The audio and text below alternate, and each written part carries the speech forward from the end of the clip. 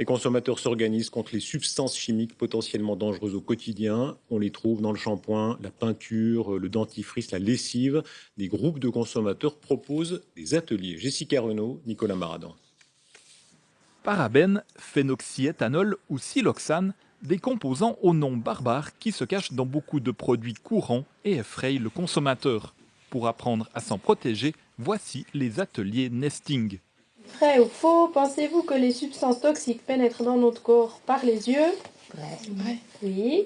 La pratique est déjà répandue en France et débarque en Suisse romande.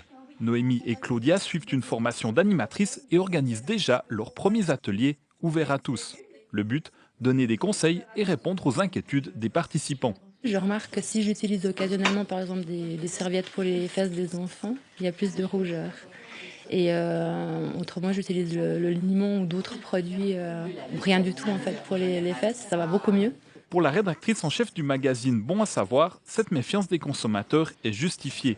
Selon son journal, sur plus de 140 000 substances en circulation dans le monde, seules 3 000 auraient déjà été étudiées. Il y a énormément de substances qui circulent aujourd'hui dont on ne connaît pas la dangerosité. C'est pour ça qu'on parle de substances potentiellement nocives. Et ce qu'on ne sait pas, ou très très peu aujourd'hui, ce qui peut être un problème pour demain, c'est l'interaction entre les différentes substances. Un avis que ne partage pas la Confédération. Du point de vue des autorités, cette inquiétude n'est pas compréhensible parce qu'on vit dans une période actuelle où il n'y a jamais eu autant de sécurité pour les produits du quotidien. Car tout est question de dosage.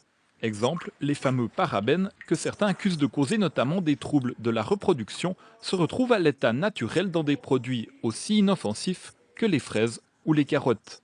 Le risque vient en fait de la mauvaise utilisation des produits. Vous pouvez avoir le meilleur produit du monde, le produit le plus inoffensif possible. Si vous en faites une mauvaise utilisation, à ce moment-là, vous pouvez engendrer un risque sanitaire pour vous ou pour votre entourage.